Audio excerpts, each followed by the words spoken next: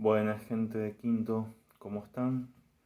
Bueno, hoy vamos a continuar con algo de literatura realista, en puntual en La sangre de Eugenio Cambaceres. Vamos a hacer una cuestión bastante sencilla o bastante simple sobre algunas cuestiones que tienen que tener en claro al momento de leer esta novela. Puntualmente, la novela se basa en dos teorías. Una es la teoría del darwinismo social y la segunda teoría es la referente al estudio del hombroso sobre el sistema conductual de las personas. Estas dos cosas son de extrema importancia para entender la realidad en la cual se está viviendo en Argentina en ese momento.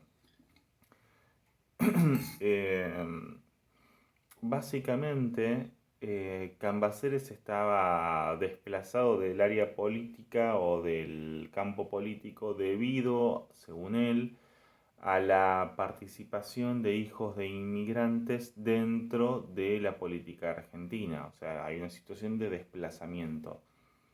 Y esto conlleva a una situación bastante particular de él y de una gran parte de la sociedad eh, alta argentina a considerar que estas personas serán lo que traería el problema central a el país que se está formando, ¿sí?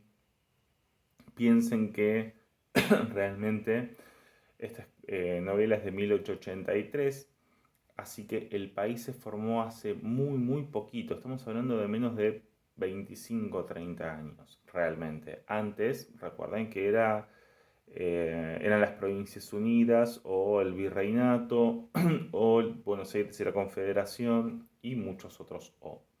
Bueno, no sé si tantos, pero varios O.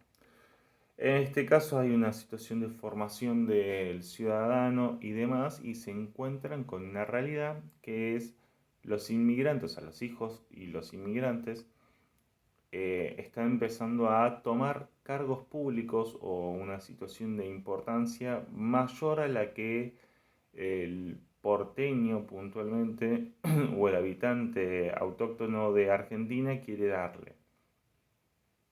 Y se encuentran algunas situaciones bastante particulares. En primera instancia, Cambaceres trata de reflejar la forma en la cual los hijos de los inmigrantes se van inmiscuyendo en la sociedad, o sea, la sociedad alta, a través del contacto principalmente de sus hijas. O sea, los hijos de los inmigrantes se meten con las hijas de la clase alta.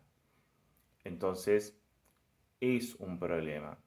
Con respecto puntualmente a la teoría del darwinismo social, Darwin lo que sostenía es esta, o sea, en realidad Darwin es The Struggle of Life, o sea, eh, la supremacía del más fuerte, pero en realidad tiene que ver con la supremacía del más apto, no del más fuerte, o sea, es una mala traducción. Eh, y con respecto a eso tenemos la situación de la herencia. Eso llevado al campo social, ¿sí? Esto es algo que Darwin no estaría de acuerdo. Suponemos, no, Darwin no está vivo en el momento en que se desarrolla la teoría filosófica ni sociológica del darwinismo social, pero bueno, suponemos que Darwin no hubiese estado a favor de esto. El darwinismo social establece que no es solo el más apto el que sobrevive, sino que también hablamos del más, el que más, o sea, el más apto que tiene, pero también los que se hereda de sangre a sangre, o sea, es una situación hereditaria. Entonces, en la teoría del darwinismo social, unos genios, ¿no? Recuerdan que si hay algo que a mí me genera odio absoluto es toda la formación de pensadores horribles y espantosos que tuvo Occidente en el siglo XIX. Son un rejunte de basura, así como imagínense todo el SEAMSE junto, bueno, son todas esas cosas juntas, chicos, en una mezcla bastante interesante porque son todos una porquería, fueron todos una porquería de personas, ¿no? Una sumatoria de gente basura que tendría que haberse callado la boca, para ser gentil. Bueno, entre toda esta gente de basura que había, se crea la teoría del darwinismo social. Entonces decía, bueno, la gente pobre es pobre porque quiere y lo lleva en la sangre. O sea, hay un gen maldito que se transmite entre ellos y que lo que provoca es que sean todos pobres o sean todos malos. O sea, por más que una persona buena, pura, casta, o sea, absolutamente honrada de la clase alta trate de darle una mano a alguien de la clase baja, lo que va a terminar pasando es que la gente de la clase baja va a terminar pudriendo la clase alta. Porque si hay algo que tuvieron así una especie de constante todos los oligarcas es que fueron una basura de personas. ¿Sí? No recuerdo dos oligarcas que hayan sido buena gente.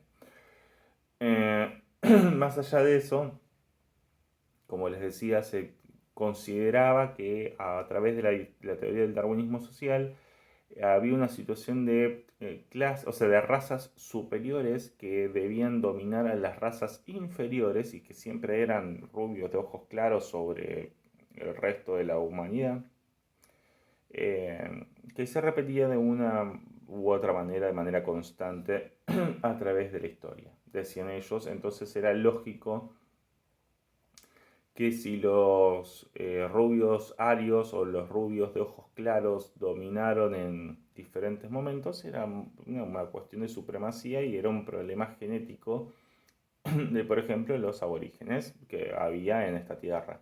Entonces, cuando llegaban a Buenos Aires y demás, y veían un par de aborígenes dando vueltas, los agarraban y los esclavizaban porque era lo que correspondía. Y si no los querías esclavizar porque yo no había esclavos después de 1813, lo que hacías era hacer un trabajo clandestino totalmente precarizado, donde también los esclavizabas, pero de una manera más sencilla.